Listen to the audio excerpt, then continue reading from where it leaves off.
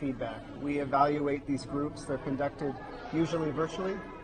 And so virtual community is obviously much harder. I think we've all discovered that. But despite even connecting virtually, we've just gotten so much great feedback. To share a quick success story, we had an 85-year-old woman who participated in a C-STEP group who, prior to the pandemic, had never gotten online, was not comfortable online, didn't know how to use a computer.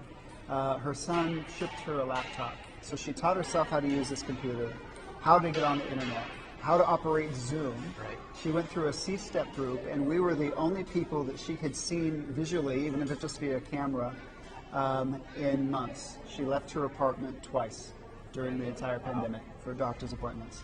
And so she loved being a part of the group. She just shared how much she appreciated it.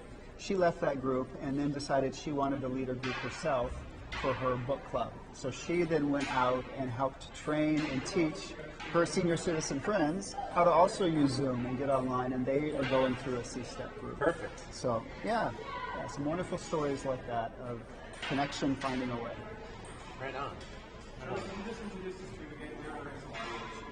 Sorry, we're TEDxSpokane running a Salon tonight, and we're talking to Ryan Oelrich about his talk in 2019 about community.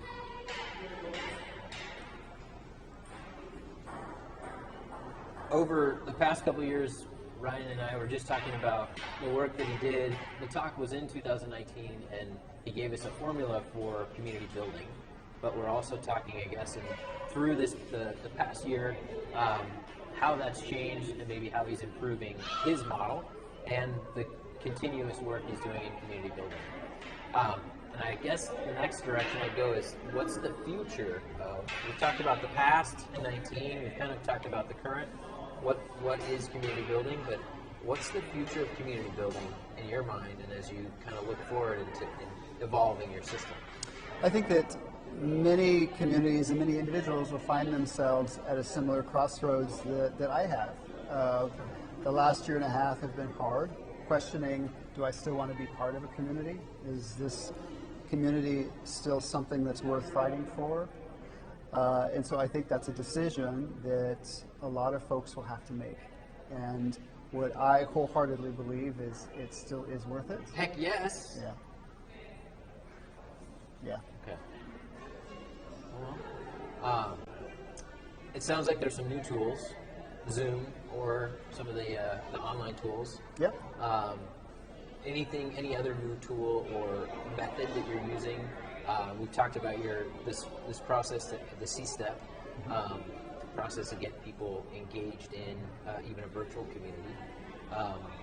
Is there any new plan or ability to take that further as we come back together and morph the two?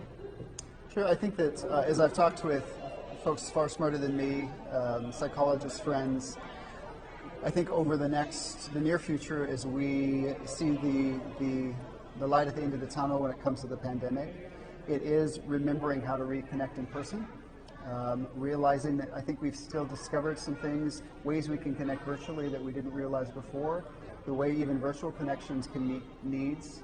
I look in the mental health arena, all the discoveries that have been made that we can meet very real mental health needs, that telemedicine, telecounseling can take place virtually. In fact, we are now seeing some data that some folks are more comfortable participating in support groups, in therapy, online, virtually. Yeah. There's a little bit of safety when you feel there's a screen between you and someone else. So some things can really work well that way, but there are still some needs we have as human beings that can't be met without that in-person interaction, engaging all five of our senses with a reality that can't happen via a screen. So it's that practice of getting used to, again, reconnecting with the world, engaging with other human beings, and just that real-time conversation that happens when you're sitting down with a friend over coffee, where you can smell the cologne they're wearing, when you can shake their hand, give them a hug. I mean, that meets so many needs and is important to our growth and our existence as human beings. So we have to rediscover how that works. Awesome. Great work. I guess pivoting, TEDx is about community, and it's about challenging people to look at new ideas or even change for themselves or within their community. And I guess as we reflect on our program, you are among over 100 alumni in our TEDxSpokane community. Awesome. Thank you, and what an awesome community that is. But with it, everyone who goes through and is a part of TEDxSpokane tends to come back and say that their work is changing. Do you feel like your work has changed even post a TEDx conversation? I think to some degree. I think about just the opportunity to, in some small way, or for some very big way, of getting your message out there, of sharing a piece of your story, and then seeing if that story, that idea, is a seed that takes root and grows. And so I've appreciated, just through TEDxSpokane, one, connecting to other speakers. I've had a couple friends that have come from TEDx. Keonta Duncan, amazing speaker. Awesome. Love her to death, and just appreciate that friendship started at TEDxSpokane. Right. For both my husband and I, we both gave speeches that year, which was really neat. We just appreciate the connections and the opportunities to continue the dialogue about our specific ideas. Very cool. Yeah.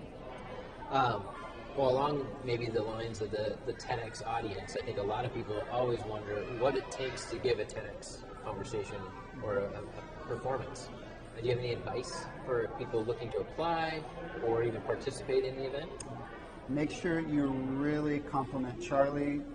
Tell him his hair looks great. Your hair does look great. But I think that practice, sharing your idea first with friends, colleagues, but then just finding that courage to go for it. And that's hard. It takes a bit of courage to stand up and share an idea that you're passionate about with a group of strangers. Those are some of the best conversations I've seen, would be the ones that most people are afraid of or don't think they have an idea to share, are some of the most amazing sometimes. Yeah. Did you learn anything through the process? I think for me, I learned I was maybe a little stronger than I thought I was. I enjoy working behind the scenes. I enjoy solving puzzles. I do not enjoy public speaking. It's a requirement of the job, putting words together. Right. But for me, I mean, I used to stutter horribly as a kid. I take I have epilepsy, and I have medication that sometimes makes putting words together into coherent sentences a little more difficult than some people. So speech has been an obstacle and challenge for me for years. And so something like TEDx was something that I thought, nope, not for me, not in my wheelhouse. So just putting it out there and trying it, and the lessons I learned in personal growth were really valuable from Right on. Yeah. No, and you said relationships, not to say among both the speaker community and it sounds like the coaching community, which is awesome as well. Yeah. Now, we're grateful for your participation, but the relationship as well. So, no, thanks for being here. Yeah. Did we have any other questions from Facebook? No?